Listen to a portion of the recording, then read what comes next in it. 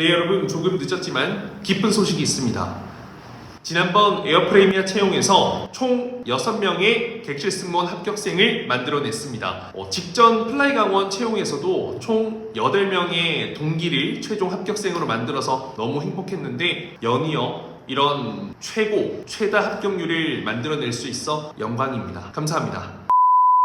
네, 여러분 안녕하세요. 반갑습니다. 취업준비생들의 멘토, 예비승무원들의 멘토 테디쌤입니다. 자, 오늘도 깜짝 놀랄 만한 소식을 준비해왔죠. 바로 에어프레미아 객실승무원 채용 관련 결과 내용입니다. 합격생들의 모든 스펙을 또 상세하게 공유해 드리겠습니다. 참고로 6명 합격생들은요, 제가 자기소개서 첨삭부터 1차 면접, 2차 면접, 그리고 모든 기업 분석과 이 에어프레미아 준비 과정에 있어서 필요한 그 모든 것들을 제가 직접적으로 완벽하게 도움을 줬기 때문에 자신있게 저희 합격생이라고 말씀드릴 수 있을 것 같습니다. 소리 질러!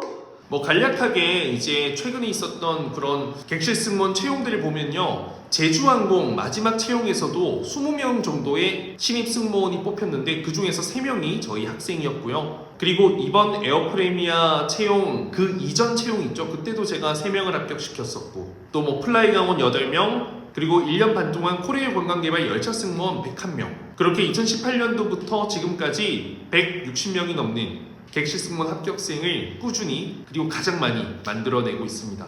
다른 거 다 떠나서요, 같은 꿈을 이루었잖아요. 그런데 그들이 그 첫 시작을 하는데 가장 힘이 되어줄 동기들을 제가 이렇게 집단으로 형성해서 보냈다라는 부분에 있어서 너무 감사하고 뿌듯합니다. 그 승무원들 사이에서는 동기사랑, 나라사랑이라는 말이 있거든요.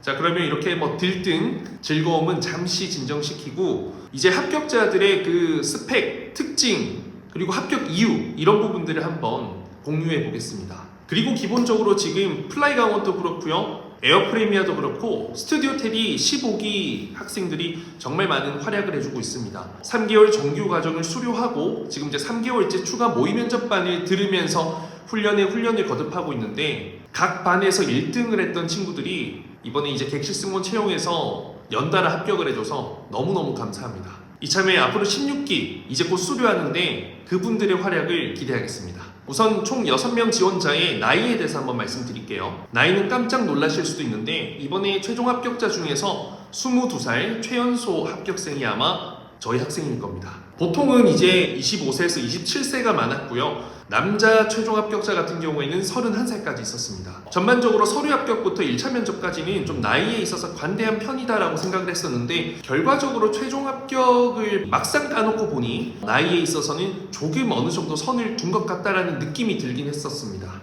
경력직 같은 경우에는 나이를 거의 보지 않고요, 오히려 경력 사항을 더 많이 봤어요. 얼마나 긴 시간 동안 근무를 해서 이 비행기를 책임질 수 있는 역량을 갖췄는지. 자, 그리고 두 번째 키 같은 경우에는요, 여러분들 많이 관심을 갖고 계실 거예요. 키도 놀랄 수도 있습니다. 이 객실 승무원 하면 보통 키가 커야 된다라는 생각이 좀 많거든요. 이번에 그게 완전히 뒤엎어졌습니다. 제가 이제 알기로는 이제 눈썰미가 굉장히 있는 편이에요, 제가. 실제로 제가 키를 물어보기도 했고요. 최종 합격자 6명 중에 3명이 키가 165 미만입니다. 163, 4 이 정도 된다라는 말이죠. 그 키도 작은 키는 아니지만 보잉 787 드림라이너가 이 오버헤드빈 선반이 굉장히 높다라는 것을 이제 감안했을 때는 상당히 키에 대해서 관대했다라고 생각해 볼 수 있을 것 같습니다. 그리고 또 여담이지만 2019년도에 스튜디오 테디 3기에서 대한항공, 제주항공, 티웨이항공 3, 4 합격했던 친구도요, 키가 163입니다. 162, 3 정도 됐고요. 또 제주항공에 합격했던 친구 중에는 키가 159, 160 이 사이에 있는 친구도 있었고요.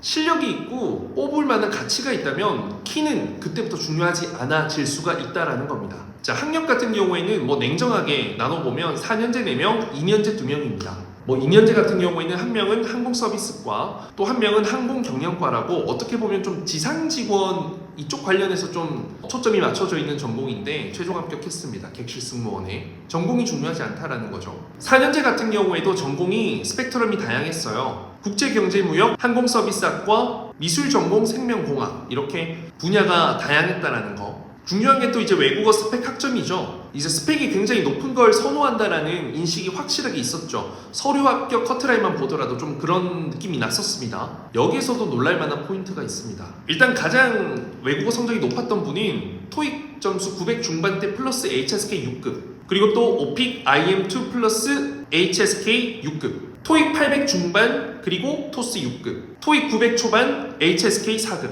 토익 700 후반 HSK 6급. 놀랄만한 건요, 토익 700 후반 HSK 아니고요, 토스 6급. 이렇게 스펙이 좀 평범했는데 최종 합격했던 친구도 있습니다. 일단 HSK 성적을 보유한 사람들이 좀 많았고요, 대부분 6급이네요. 중국어 성적이 좀 높다면 영어 성적이 좀 낮더라도 뭔가 상쇄시켜주는 느낌? 이런 게 있었습니다. 학점은 3점 초반부터 4.2 정도까지 있었고 대부분이 3점 중후반 이 정도 됐던 것 같습니다. 기본적으로는 성실한 그 이상의 가치를 보여줄 수 있어야 된다라는 거죠. 근데 뭐 다른 항공사 제가 합격도 시켜봤지만 2점 중반대도 있긴 합니다. 케이스가 적을 뿐. 경력 또한 굉장히 다양합니다. 뭐 단순 호텔 리조트 실습생도 있고요, 회사 생활했던 분, 또 특정 기업에서 짧게 인턴을 했던 분, 카페에서만 근무했던 경험을 가진 지원자, 면세점에서 근무했던 분, 그리고 또 뭐 항공사 내 일반직으로 근무했던 분, 뭐 다양한 케이스가 있습니다. 그 중요한 건요, 이제 경력이 있는 분들이 경력 때문에만 합격을 한 것은 아닌 것 같고요, 그리고 또 경력이 없는 분들을 생각해 보세요. 그분들이 합격했던 이유는 실제 현장에서 그 자신감을, 설득력을, 본인의 역량을, 본인의 좋은 인성을 확실하게 전달하고 보여주고 설득시켜서 그 마음을 사로잡았다라는 거죠.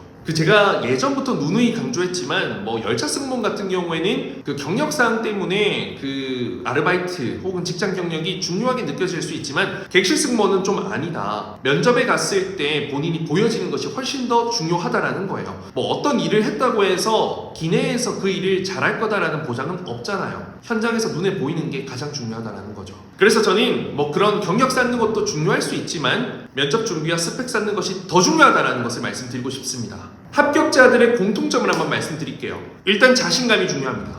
정확한 목소리와 발성, 표현력, 뻔한 답변도 뻔하지 않게 들릴 수 있는 그 역량이 가장 중요하다는 거죠. 왜냐면 면접이 짧은 시간 내에 너무 연속적으로 진행되다 보니까 한 사람에게 온전히 집중하는 것이 쉽지가 않습니다. 이것은 제가 최종 면접 전에 그 최종 점검을 하면서도 참 많이 느꼈던 점이에요. 뭐 이미지 같은 경우에는 좀 깔끔한 이미지를 좋아하는 것 같고요, 제일 중요한 건 에어프리미아에 대한 확실한 충성심이나 애사심을 보여줄 수 있는 사람, 또 에어프리미아의 성장에 기여할 수 있는 부분이 확실한 사람, 이런 부분들이 좀 중요했던 것 같습니다. 기본적으로 기업 분석이 확실하게 되어 있어야 되고, 에어프리미아의 승무원으로서 단순히 기내에서 객실 승무원 역할뿐만 아니라 플러스 알파로 내가 이 스타트업 항공사의 일원으로서, 직원으로서 어떤 부분에 기여할 수 있는지를 끊임없이 고민하고 아이디어를 제시하고 할 수 있는 진취적인 자세가 굉장히 중요하다라는 점과 프리미엄 웨이즈와도 굉장히 잘 어울릴 수 있는 사람이라는 것을 결국에는 그 면접 시간 동안 증명해내야 된다는 거죠.